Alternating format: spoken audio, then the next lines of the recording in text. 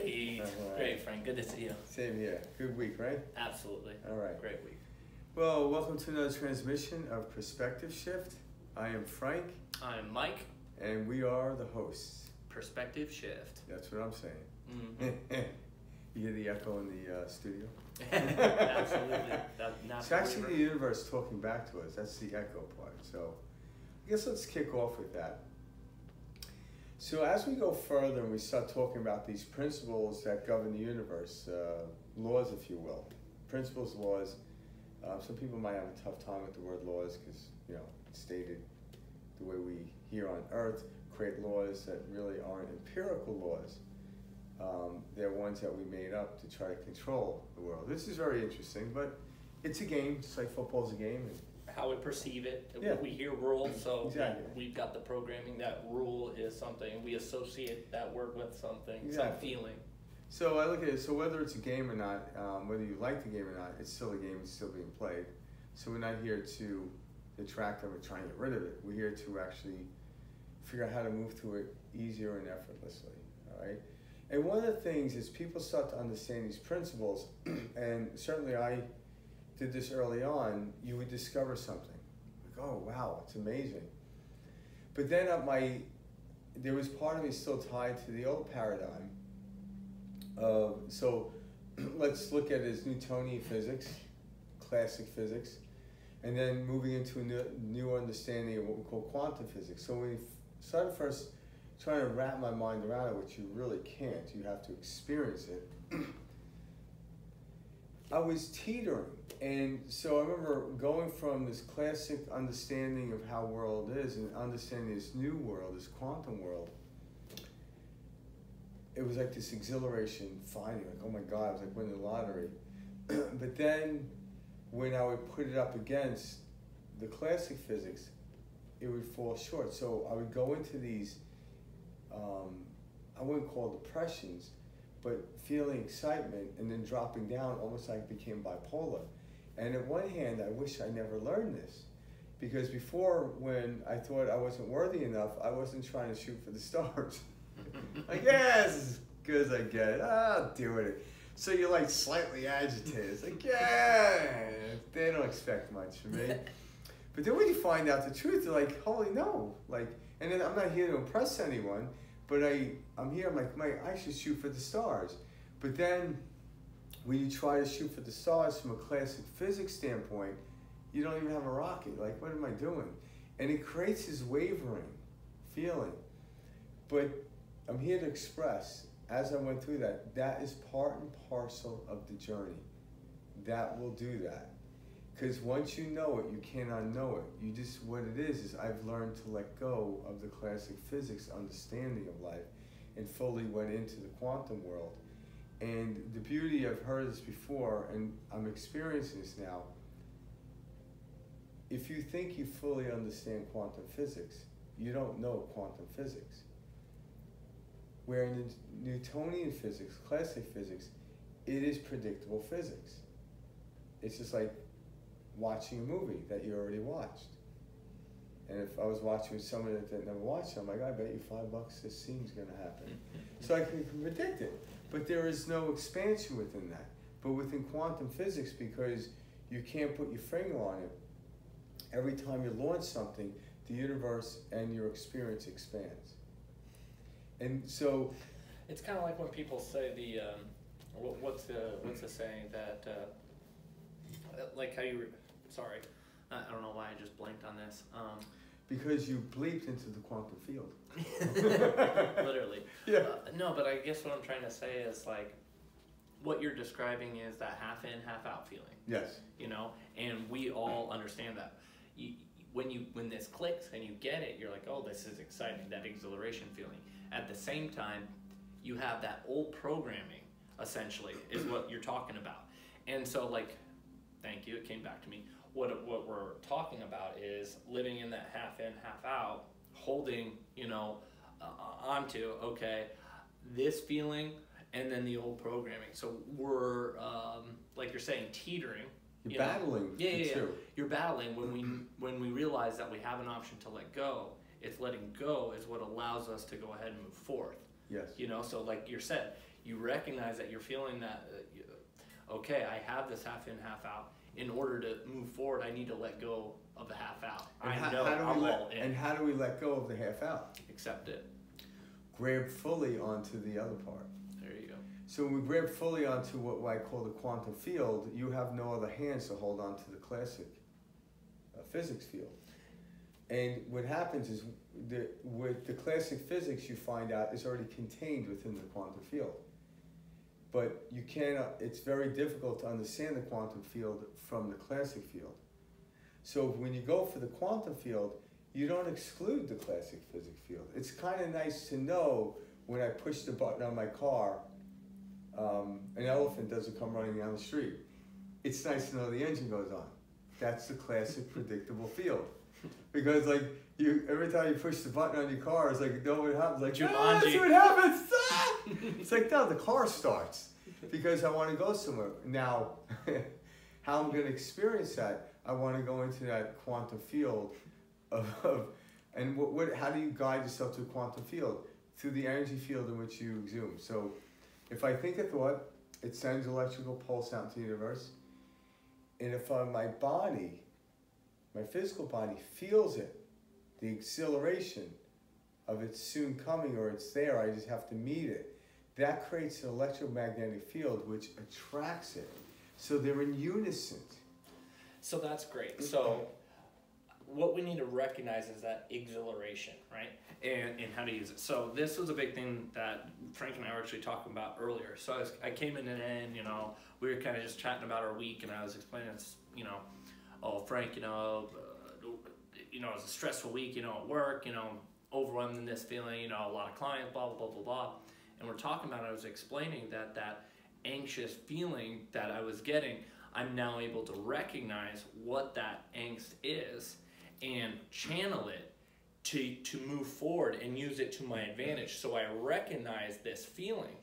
But then when I was explaining this to Frank allowed me to take it one step further. And that's what he was just implying there. You allowed yourself to take it one step further. I had nothing to do with that. Which is, why is that feeling angst? Why is that feeling not excitement? Which is the mind. So then we're connecting the mind to the feeling of when that feeling comes, your mind recognizes it as excitement. Use that to move forward. That's how we channel our body's energy. That's how we're going to progress, etc. When you learn how to self-regulate and use the energy within your body. So next time you have an anxious feeling, what I'm just trying to say is, when you have that anxious feeling or that overwhelming feeling, tell yourself it's not angst, it's not overwhelming, it's excitement, and channel it. Yeah. And move forward with it. And that's exactly what you're saying with that. And not to keep trying to plug our show, but that literally is a shift in perspective. Oh, absolutely. And that's what it is. So once I said like this tonight. Yeah, like didn't even see it like that. Yeah, and exactly. And so it's kind of almost like another way of looking at it, another roundabout way, is say you woke up in the morning and your legs were sore, and you didn't know why. You would have a worry, like this is problematic. But now let's rewind to a time 2 days ago where you're doing squats at the gym. All right? So if you're doing squats at the gym and rather heavy, within a day or two, usually the second day in, you start to feel it. You get out of bed like, wow, my legs are tight. But knowing you did squats and knowing your legs are tight means you actually did some tearing in the muscles, and the purpose there is to build and expand. So when the muscles expand, then they have to repair themselves. That's the feeling you feel. You actually marvel that. Yes, you're still in what we call an uncomfortable place, but every expansion that happens is always disorienting and uncomfortable. But once you understand it, you actually champion it. You actually grab onto it. You do it. It's like the roller coaster. You're going down because you're accelerating to go up. But when you actually join in, your hands go up and your mouth goes open because you're expanding the field. So you accept it. Not only you accept it, you marvel over it. But if you didn't understand that it was from doing the squats, you'd be like, I gotta call the doctor. Mm-hmm. Again, it's all perspective how I look at it. So because of the classic physics of understanding, I've done this before, and know this is correlation. So, well, yeah, you're expanding, your muscles are growing. If you didn't feel that, perhaps you didn't push enough weight. So, like, if you're feeling anxious at home, essentially what we're saying is don't recognize it as the anxious feeling. Recognize it as growth. Recognize it as opportunity. And take that energy, because that's what it is. You can feel it. You know, it consumes your body. You kind of get it. You feel it down your spine, feel it in your back. You know, hair stands up. It gets bottled up. That is energy. So change the perspective. Change how you're looking at it. And don't look at it as anxiety, because trust me, as soon as you label it anxiety, it's anxiety. It's anxiety. Yeah. Exactly. And when you shift and how you look at it, you actually then flow it through the universe. You allow it to come out, and that's what we call excitement. Excitement and anxiety are the same energy field. Anxiety just has a definition that this allows the energy to flow through the body. Excitement allows the energy to flow through the body, and then out into the universe, and then the body creates electromagnetic field, and all of a sudden it creates electromagnetic field and then become magnetic, and what's that? The law of attraction. But the mind and the body have to be in unison. It's like driving a car heading west, but you keep looking out the rear view mirror, you're gonna get into an accident. It's gonna be very uncomfortable driving. Yeah, it's like, what the hell? You know, tell me when to turn. It's like, no.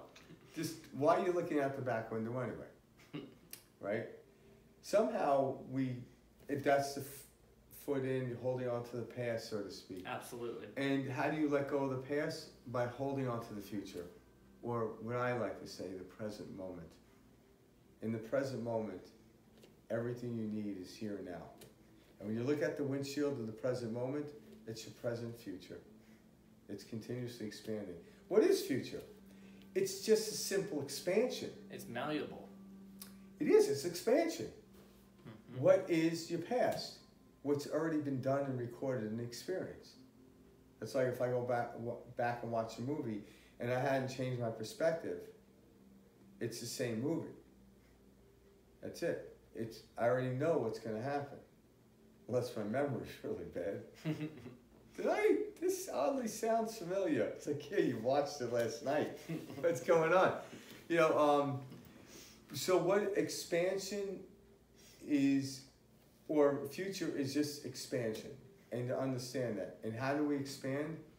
By having our mind and our body moving in the same direction, so to speak. And how do you have your mind and your body move in the same direction?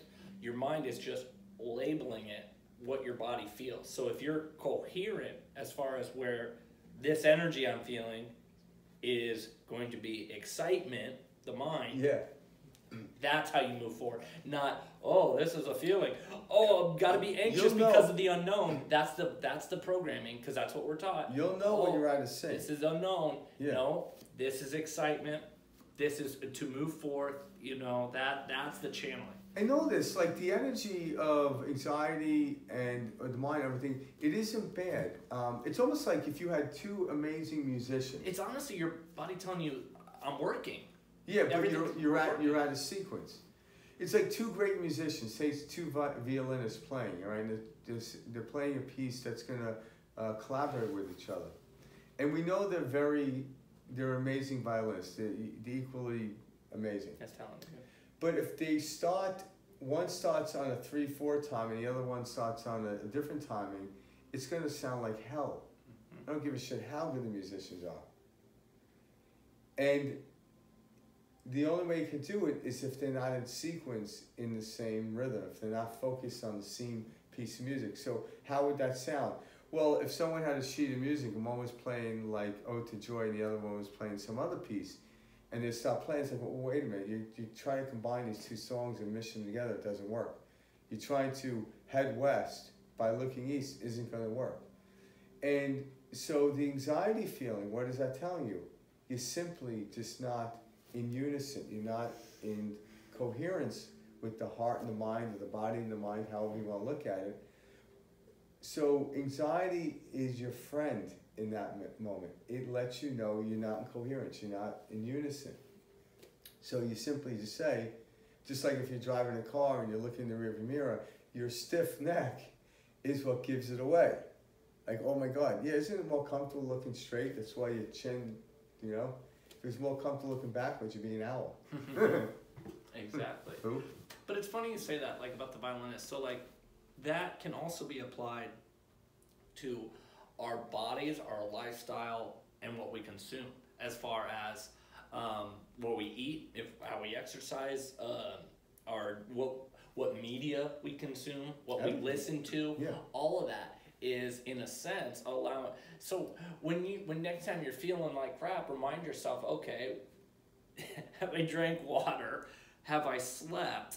You know, have I tried and meditate? Like, think about it. Like, you're not giving your body a fighting chance. Yeah. You're not eating well. You're not sleeping well. You're not getting enough water. You're living off iced coffee. And you're like, why don't I feel good? But know this. Empirically, what's very interesting about this, and this we can get beyond this point, is not to confuse people. If I was able to define a diet of black coffee and a McDonald's McMuffin every morning, and I was able to imbue it into my body it was healthy, my cells would be in unison and it wouldn't be healthy. You're absolutely right. It is it's an illusion. because the universe, we've designed it that it's not. So in the path of least resistance, trying to overcome the fact that, because I've never heard anyone that said a McDonald's McMuffin was healthy for you. But you're absolutely right. So it's so much easier to go out and make your own eggs or whatever diet is you see, because what I've noticed over the fight of dietary supplements or dietary consumption is vegan, meat. But what I've noticed is I know very healthy vegans and I know very healthy carnivores. So what is it? Well, the healthy vegan is in unison in, I believe it will work, therefore I do it. All truths are true. Yeah, but they're in unison. They're actually exercising what they preach. Mind, body, yeah. Yeah, they're doing what they preach. Now, if I was vegan, I believe vegans, and once in a while I eat bacon, of course my mind's going to say you ought to be sick, and therefore sickness comes. I'm like, oh, it's the bacon. No. It wasn't bacon that created the disease. The dis-ease came from you were diverting from driving west and you're trying to look east by eating the bacon. Because it's not on the menu of a vegan, all right? And there's nothing wrong with that. It's okay every once in a while to sneak in a strip of bacon just to make sure no one sees you. But sorry it to creates all the vegans out there. Yeah, Because we're not supporting eating bacon I on the love side. vegetables and meat equally. I am an equal opportunist. The whole Yeah. thing is, guys, whatever way you want to look at something, Yeah. you'll make it so. Yes. So that's what it is. So if somebody asks me, looking therefore do I eat McDonald's McMuffin? No, because it's been still, it's an easier path of least resistance for me not to try to overcome the definition of McDonald's being healthy, or I should say being unhealthy, to overcome that to eat it to be healthy. I don't need to eat it. I love where you're going with this, though, and like to break it down even more simple, like we learn these programmed concepts that, okay, fast food is unhealthy, etc., unhealthy. So when we consume it, and it is all encompassing, we don't realize how much we have certain elements that have been ingrained into us since birth. And like you're saying, if we looked at McDonald's as the epitome of health, then we could consume McDonald's and be, and this is true. But that ship has sailed. But So sorry, everybody out there who wishes that. People are like, oh, damn it. But it's so true if we Yeah. looked at it for what it is. So, like, honestly, we can look at any concept, and that's like why Shakespeare said, nothing is good or bad until our mind says so, or assigns it. Tells us, and tells us. And that's the And it's empirical truth. But we all come here with a story. We all want And we defend that story because of the ego. But in order to tell a story, I need a foundation of a story. So again, in order to play a sport, you got to choose a sport and show up on the field and where the sport's playing. Once you're playing the sport, don't try to get on a football field and pull out a tennis racket. That's just the most ridiculous thing in the world. So if you're vegan, continue becoming vegan. Don't question it. If you're a carnivore, continue doing a carnivore. Don't question it. Throughout your life expansion, you might dabble in. So again, I eat vegetables and meat, and I've noticed in my life I probably eat a little less meat, but I just noticed that. but it's not fighting or going against a belief, and yet my health still keeps to accelerate in the acceleration as I move forward. I'm learning not to say I'm getting older. I'm learning to say I'm expanding in wrinkles. No, I was kidding. No, but that's a damn good point. Yeah. Because if you say I'm getting older, you're what? Yeah, you will. Well, because the connotation of getting older in our society is negative. Exactly. But unless you're 18, getting older to 21 is like, woo, I can do party. things I can't do.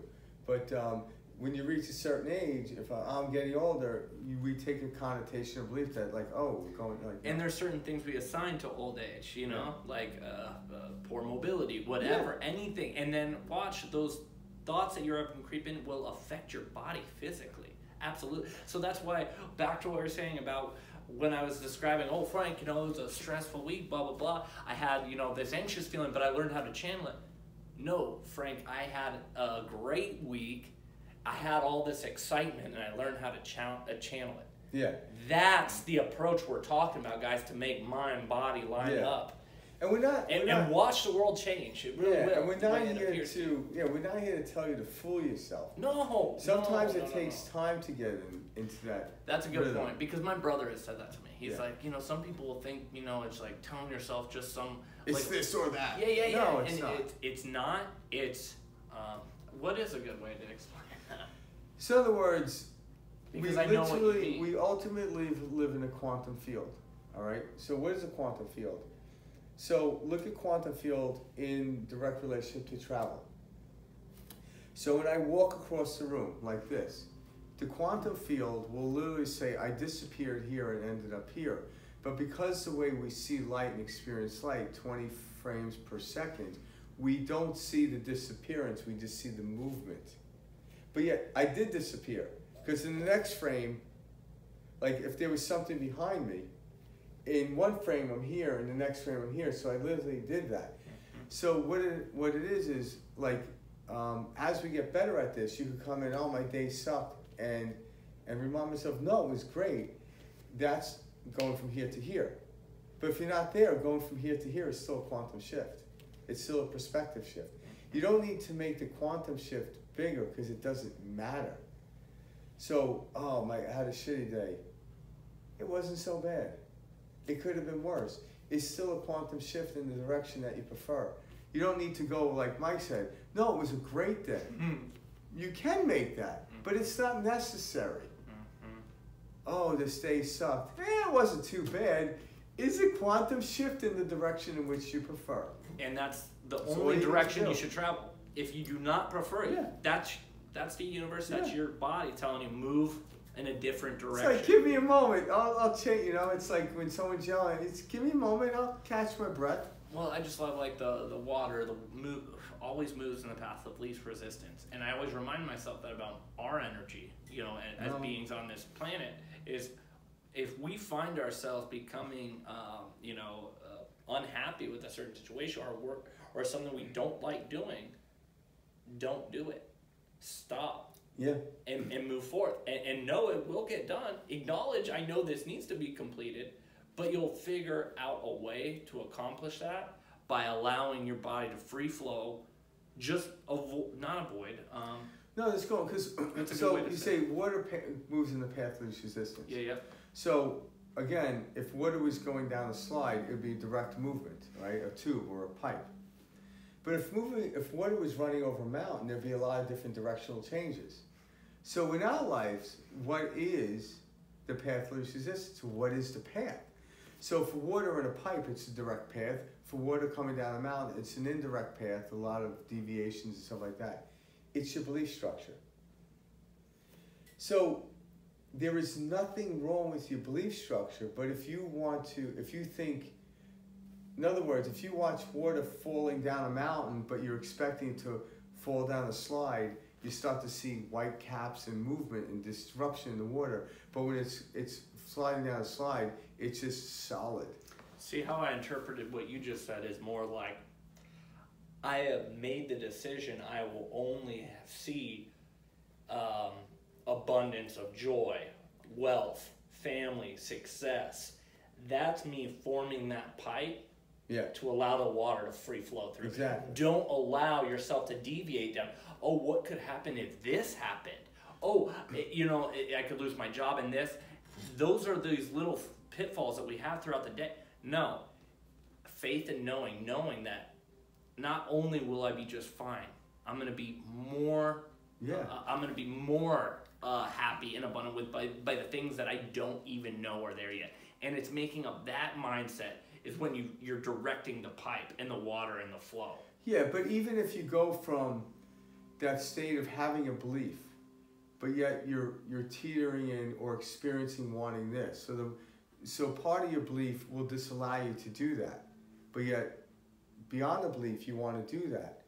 If you just tweak the actual belief, you start to chisel the rock away and do that, shape the rock so you start to see it. So you don't have to go from the rocks, the jaggedness and the deviations of the water coming off and splashing off of it to the beautiful running of the pipe. There are variances in between that, and we have control over that. But once you get good at that, all of a sudden, whether there is a detour or not, it doesn't matter.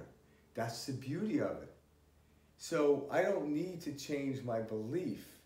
I just need to fully understand what I believe in order for it to work. So in other words, if I was going somewhere in a car, all right, traveling, I know I'm in a car, and say for argument's sake, I want to go to LA and living in Phoenix, I already know, and just as an example, I already know it roughly, depending how fast I drive, 6.5 to 7 hours, all right, just say that. But someone said, hey, I got to LA in an hour, all right? But they failed to let you know they were in an airplane, all right? So in an airplane, it is very possible to get there, but you're still in the car. But you want to get there in an hour. You see the problem you're going to have? You must accept you're in a car, the hour isn't going to be possible. Even if you're in Cannonball Run race. It's not possible. There's nothing wrong with the car. It's trying to get to LA in an hour in the car is the problem. You're dishonoring your belief. The belief is the car. There's nothing wrong with the car.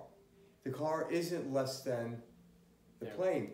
It may be less than in the aspect of speed. If you look at speed as a greater, it's greater. Yeah, the plane can get up to 30,000 feet and travel 500 miles an hour. The car can't. It would fall apart out there.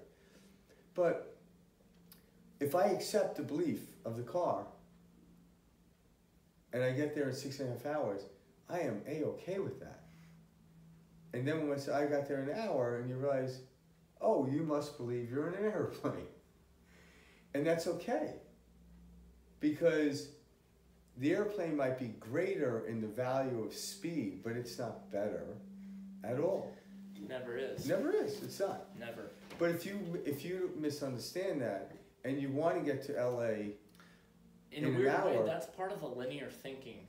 That's part of kind of like the programming. It's a predictable. We're taught to linear or classic physics compare thing. Like that very much so is. So a big thing like you said in the beginning. So what Frank was talking about is we're unlearning stuff that we learned our whole lives growing up in order to truly learn about ourselves and our body.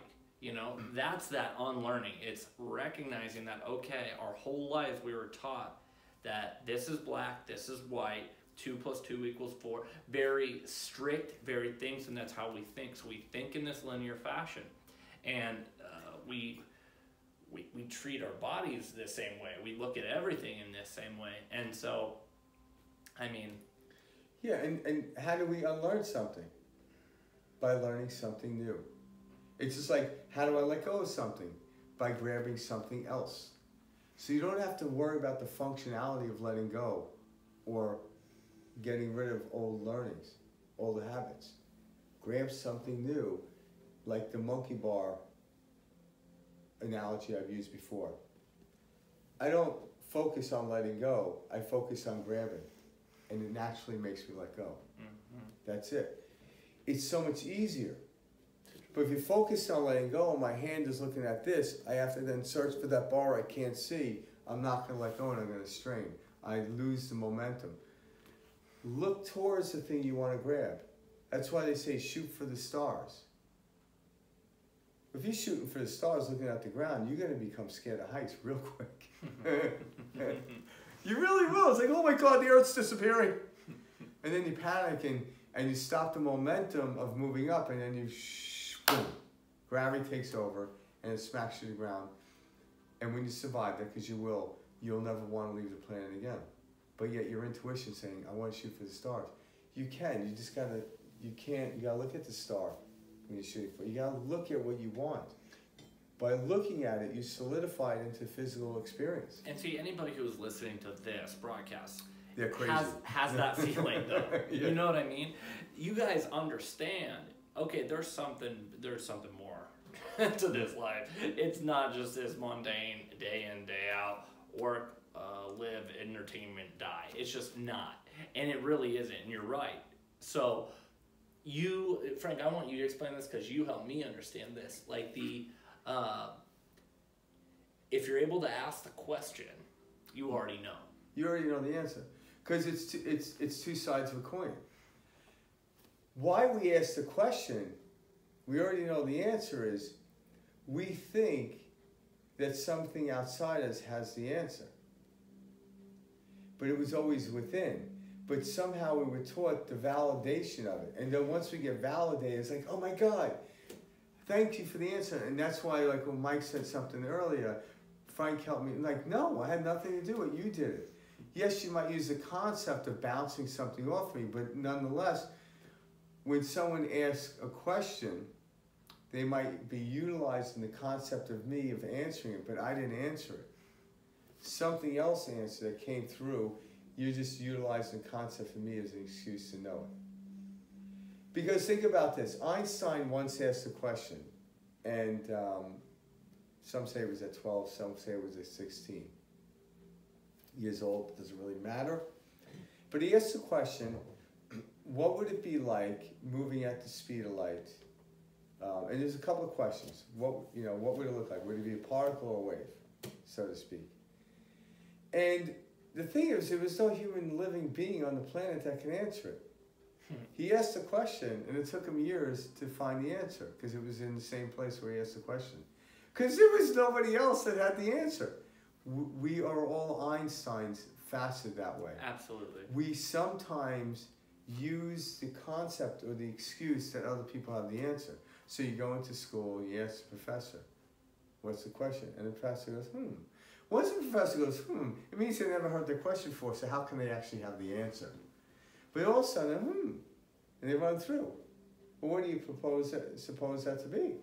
You know? And then they may come out and shoot the answer. But then as you go through it in life, a new development comes. You ultimately cannot answer a question unless you already have the answer in the same spot. You just have to flip the coin to see the other side. It's like when you were a kid, remember? Flashcards? Well, oh yeah. The answer's on the same card. You just gotta flip it. See, I love this, and this helped me grow tremendously as a person. and like, and guys, the plant. everything. But what I mean is, like, every one of you at home, you hold all of the power. You are your main character in your own movie. You just have to allow yourself to be. And that's it. It's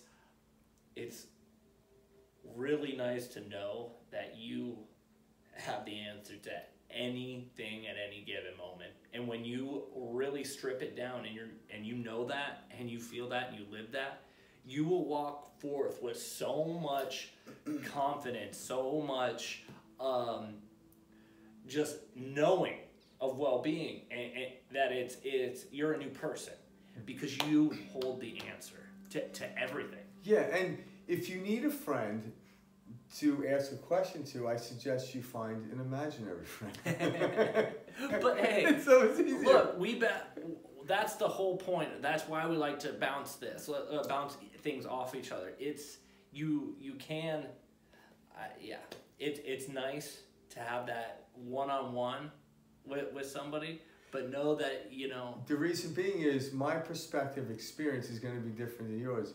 Not better, different. I can't like know you were saying. more than you. I can't even prove I know more than you. I might be able to prove in a certain subject I know more than you, and you could certainly prove in a certain subject you know more than me. And that might be like, well, I know more about my family than you. I'm like, well, you got me on that one. And that's the thing. Everything's relative. But do you really know more? I'm like, no, I can't prove I know more, and nor would I. That's just ridiculous. Can you imagine, like, every day we got together, all right, how much do you know? You start writing, tally things down. Well, now I know one more thing. Like, quite tiring. Yeah, it's and, like... And anything like that doesn't bring you joy is not worth pursuing. No, it's, it's not. Yeah. And that's kind of what the path that we're going down. We actually talked about this earlier, talking about this transmission and having this channel we have. It's like there are certain things that me and Mike love to do. His is slightly different than mine, but then there's other things that we understand need to be done, need to be processed, but we don't want to learn it. But we know there's somebody else out there that will step in the way or step into the field in which we need to step into in order to fill it. Because unless I get joy out of something, I've learned not to do it. I don't do it. This is why I have AAA. Yeah, I know how to change a flat tire, but not get my shirt dirty. But seriously though, Honey, can you change the flat tire? Well, there's this arbitrary thing that we create and grow up with and are raised with that if you don't do it, you gotta earn it, you gotta stress it. Be well-rounded. Yeah. Be well-rounded. Guys, What it's the like, well-rounded me? Guys, no. Yeah. We're living it within the program too much because it doesn't have to be that way. And we're not saying by any means don't work hard. That's ridiculous. Can you imagine That's not what we're Mozart's saying. family said, you want to play the piano, you gotta learn to build one. Yeah. What? It's You're not allowed to play it unless you know how to build a piano. But we associate that as not giving our all or not working hard enough, and that's really what's keeping us held back. Is what Because if I had to build a on. piano, I simply wouldn't play it because that's just like there's too many things going on. And that's it. Yeah, I once built a little bird cage, a bird house in like 6th grade, and like it took every bit of effort I could do that. I actually lucked out. I never took a woodworking. It was so or bad wood a shop bird class. wouldn't even go in it. Never took. It was one. like, it's like, what the hell is this? The bird just flew right by. I'm like, that was insulting to me. You call that a house? The bird. That should be condemned. Bird The never bird. lived in my house. Not even a squirrel would go near it. That's funny as hell. I saw a cockroach go by. They'll sleep in anything. And again, that's how we look at it. Yeah. We just look at everything as being ridiculous. But this is the enlightened phase. What we talk about. What is enlightenment? It's lighten up. Don't take it serious. Because once you take things serious, like I have to prove this to myself to see I'm a better person. Like no. Use the power of paradox. I once heard someone say this, and I thought it was brilliant. There's power in paradox. In other words, get to the point where you know you can have something. Like if you were, worth billions of dollars, and it's like, I know I can have everything, but it leaves me to only get what I want to do or experience. So it takes every other possibility out in order for you to have those few experiences, which is brilliant. But if you try to prove to yourself that you're worthy, you're trying to experience all these things that the outside world might look at as experiences. So you go out and exhaustively get the Ferrari, you exhaustively get the big house, you get all this stuff, and you're driving around and doing this, and after a while, like, oh my God, how many cars and houses can I live in? Even though you can afford them. It's exhausting. So you sit back and like, lighten up. Use the power of paradox. Like, I don't need to get the Ferrari. It might end up at your doorstep. If you enjoy, Italian sports cars, I'm not saying don't do it. But get to a point where you don't need it and you'll actually enjoy it even better. And you'll actually enjoy the Ferrari better because you don't need it. And manifest and materialize quicker. Oh, it will come quicker. That's the power of paradox. Think about this.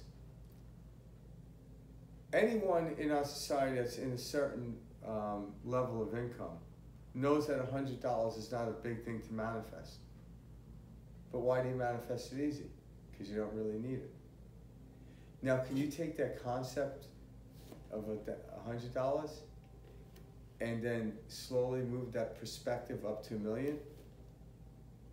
Shift your perspective to that, you'll be playing in the field of $1 million. But nonetheless. And the same thing with time. Yeah. The amount of time it will take, because that's the big thing. That's another game. Oh, that's going to take 5 years. Yeah. Actually, that's going to take 5 days. But notice the act or the experience of excitement of you manifesting your first 100 and getting to the point where we then manifest our first 1 million will be, I don't want to say identical because you're expanded, but it's a replication of it. It's the first time you experience it. It's the excitement, not the $100, not the $1 million. Because those are concepts. Those don't really exist. Well, that's what creates it. Yeah. That currency. Remember? Yeah. It's I love that. fluid. Yeah. Yeah. It's true. That's your currency. That's money. It's so all of a sudden, you tell the story, not like $1 million and show someone a check. It's like, no, you tell the story of how you got to the place where you accepted the $1 million or whatever it may be.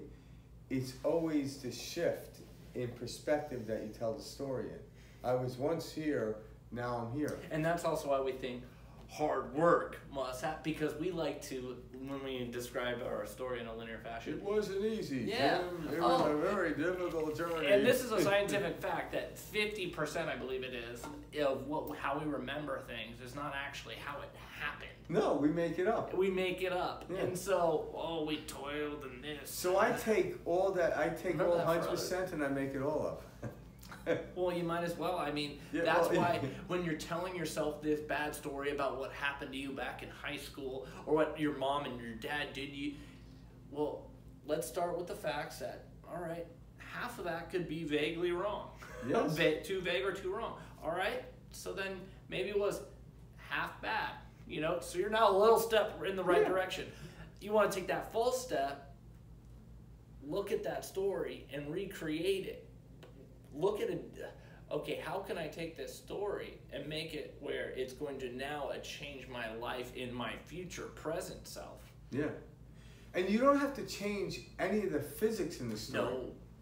You go back to the story and change the way you look at it. And you literally change the story. It's like if you're watching a movie that you've known you watched before, and it's not a different edited version of the movie. It's the same exact movie if you look at it from a empirical standpoint or an arbitrary standpoint. There's no emotion attached to it. So you look at it. And then when I first watched it, I had this emotional attachment to it. But then I go back again and I change my perspective. And the scene that I saw gives me a different emotional charge. I literally changed the movie. Literally changed my history. That is another way of looking at it as time travel. Absolutely. But now when I come back, so I went back, I didn't change the scene. I didn't buy the right lottery ticket. I just looked at the lottery ticket I bought and I said, okay, I didn't win the lottery. It's a fact. But I've gained so much more. So actually I did win the lottery, but it didn't come in sums of cash. It came in sums of experience that I wouldn't have gained if others saying, if this actually came and changed. But now when I look back, I'm like, I'm glad I didn't win the lottery. And then when I come in the present moment, as an experience in that moment, I literally change the way I feel. So therefore, I literally change the history of the same story without changing the sequence of events. And that's how the power people overcome true trauma, Yeah. abuse, rape, horrible, things. That's how they overcome it, is understanding, okay, every time I remember this pain in life, my body doesn't understand the difference between now and then. So I am literally putting my body through the exact same experience as when I was abused by my father or my mother, or when I was raped, whatever it is. So when you can learn to now assign a different view of that, like Frank is saying, that's how you see people take these leaps is because they changed history. They changed the future. They changed their past. That's why time is valuable. Yeah, and so the question I don't, like, especially when we go into dive into stuff deep like that, because it holds a strong body field. It really does if you were abused, you know. Not winning the lottery. And no way do I try to talk about that lightly. I'm just trying to put it in a very severe way that we can look at this. That you can make that big of a leap. So not winning the lottery 10 years ago, it's easier, well, it's presumed easier for me to go back and shift it, and it's understanding how we look at things. But if you had a trauma like that, if you go back to it and come back here and go back and come back here every time, you're naturally shifting to a more subdued experience, because everyone knows the trauma they experience at the actual event is worse than the moment in which they go back and examine it. And each time, and then you'll actually learn that. And if you just shifted slightly in the favor of you made a quantum leap in the direction of preferential. And then you know it's possible. And if you continue down that road, you then start to understand these principles that we're discussing. And that's how we actually, and that's what we kind of talk about. So whatever experience you want to go into or pull from this, take that.